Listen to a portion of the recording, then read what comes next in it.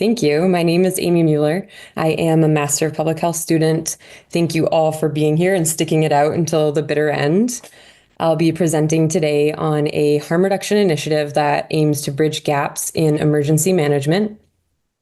And to begin, I'd like to express my appreciation and gratitude to my practicum supervisor at HEMBC, Sarah Young, and the whole HEMBC team, as well as Dr. DeBar for the feedback and support throughout my practicum. And I would also like to extend my deepest thanks to my family and friends for supporting me and cheering me on throughout this degree.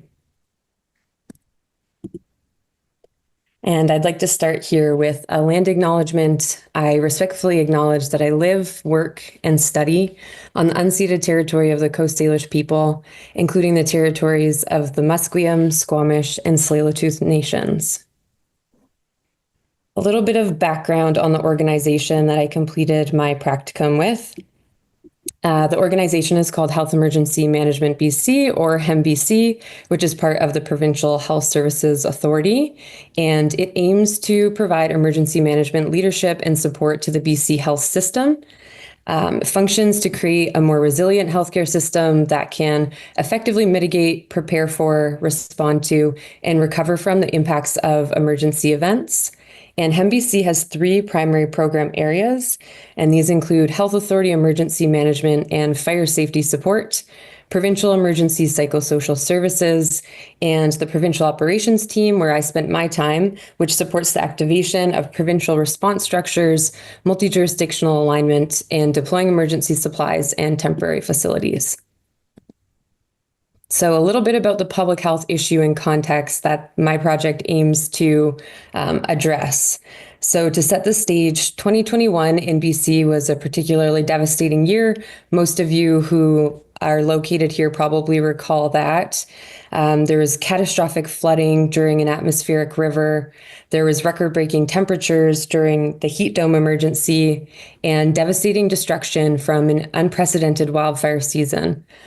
As others have alluded to today, further complicating these emergencies was the toxic drug crisis, which at the time had been ongoing for 5 years and was declared a public health emergency in 2016. So during these emergencies, people who use substances were disproportionately harmed as they were unable to access harm reduction services due to evacuations or non-existent temporary services. The BC Ombudsperson released an after-action review report in 2023 and found that support services were not delivered in an equitable way as they did not account for existing vulnerabilities. Emergency management typically takes a utilitarian approach, meaning that decisions are made and resources are allocated that support the most good for the most people, which is effective in managing and coordinating simultaneous priorities during dynamic situations. However, it does implicitly deprioritize equity-based initiatives that are essential to supporting people who use substances. So a little bit about the project itself. As Margaret was spelling out in the introduction, DACS HOPE is an acronym for Deployable Alternate Care Site, HEMBC Overdose Prevention Equipment. And as a result of the findings of the climate emergencies in 2021, the First Nations Health Authority approached HEMBC to partner on developing deployable harm reduction and overdose prevention equipment units to support people who use substances during emergencies and service disruptions. So as a result, this took place and 5 units have been developed and are staged across the province. I'll talk a little bit more about what those contain. So through reviewing after action reports and in coordination with my literature review, I just wanted to take a moment to emphasize a few key points as to why this initiative is significant. And I'll start with the quote that's up in the right corner here. The most vulnerable in our communities are the most affected by climate emergencies, and this vulnerability is exacerbated by broader issues, including the current toxic drug crisis. So to highlight some of these points, it's been found that during emergencies, people who use substances are disproportionately harmed and experience significant barriers to life-saving services. Substance use in general tends to increase during emergency events. And emergencies disrupt normal behaviors and social norms. So people who typically may use with friends may turn to using alone. Natural disasters can also disrupt the drug supply and can result in the available drug supply becoming increasingly toxic. And people may start, increase, or return after a period of abstinence to substance use in order to cope with the stress of an emergency. And last, when prescribed substitution therapies are interrupted, people may return to using, people may return to using unregulated substances. So this is where the modules have come in. So as you'll see here, these are a couple examples of how you can envision these modules to be set up. So these modules are temporary harm reduction and overdose prevention equipment. They arrive in these collapsible containers. You can almost think of them as a shipping container that includes these deployable units in a box. So the setups that you'll see here, there's module 2 and 3, and I'll explain why you don't see module 1 in just a second.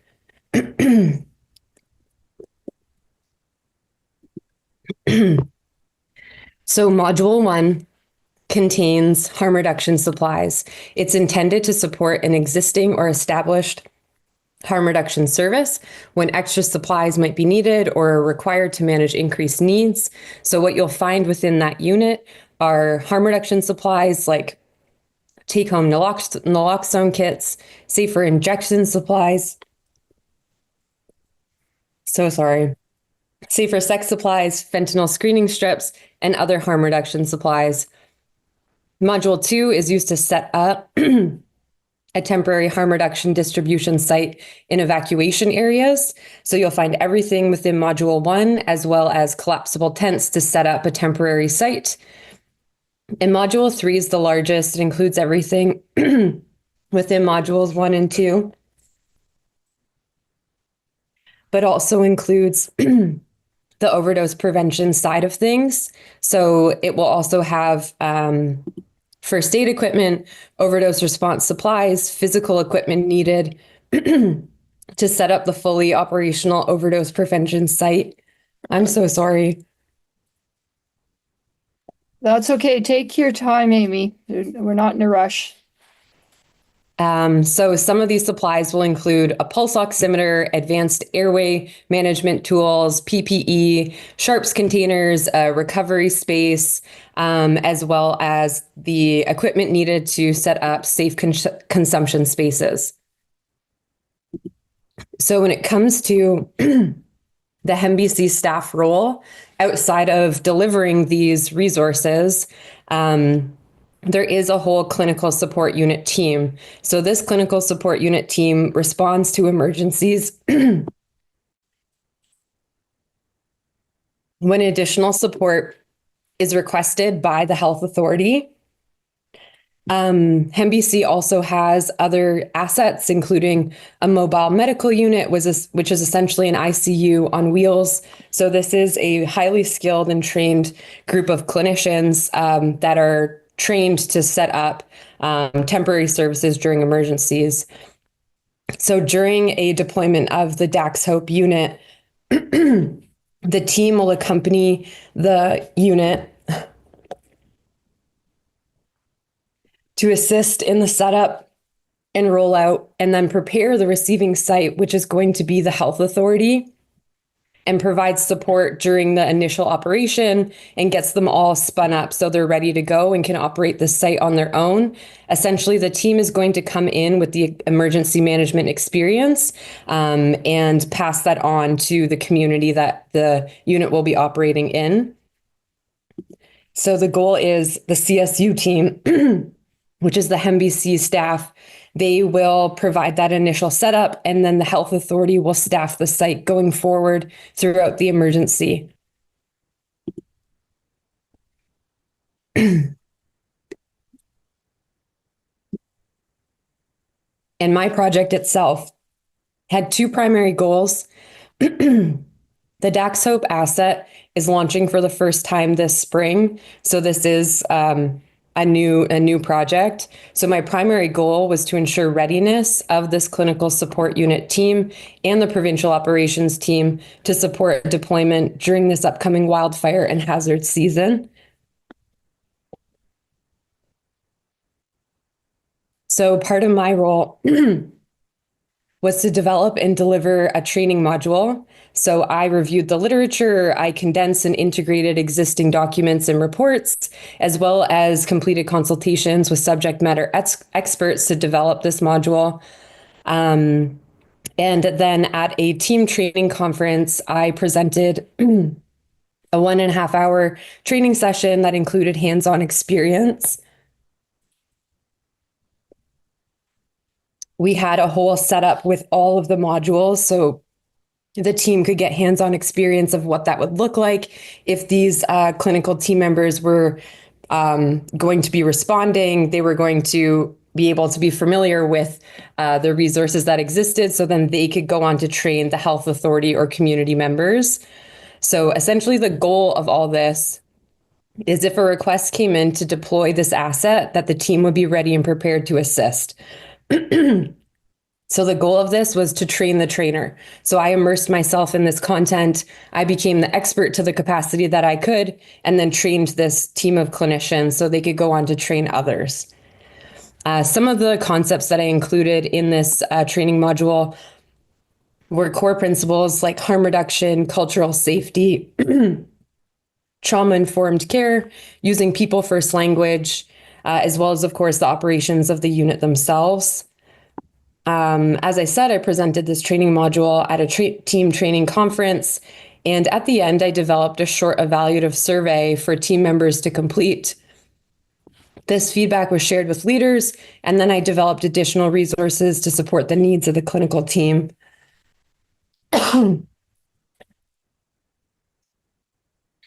And this training module and the resources I developed will be retained going forward as baseline training for team members.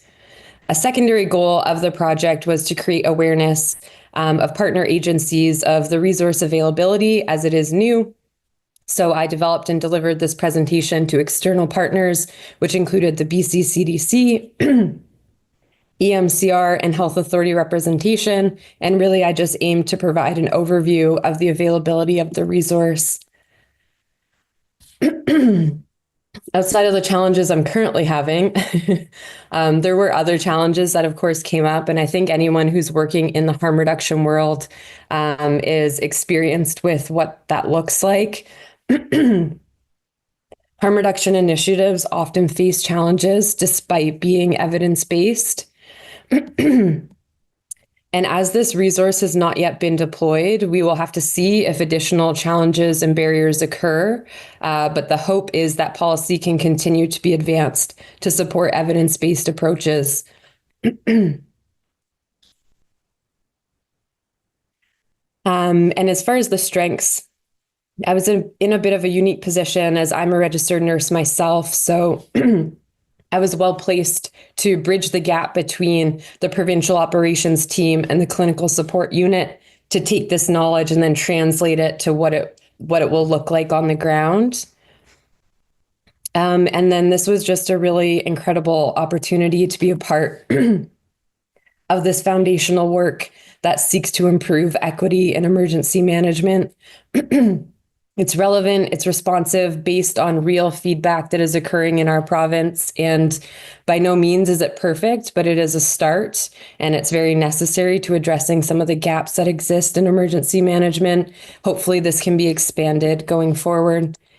And lastly, just some implications for the future. I see potential to expand this resource in other ways, potentially to include guidance and amendments to policy that could potentially allow for the inclusion of opioid agonist therapy. So this is very hands-on based, providing resources to use safely or respond in the case of an overdose. However, I think this could be further expanded. And other implications could include the inclusion of harm reduction initiatives in health authority emergency planning, if that's not already being done. And lastly, the importance of the inclusion of people with lived experience in emergency planning. There's potential to better support people who use substances and ensure initiatives provide the necessary resources and support. I apologize that this was so choppy. I did not realize I was losing my voice at the beginning of this, but I apparently am. So sorry that that distracted from the importance of what I was trying to convey, but thank you for bearing with me.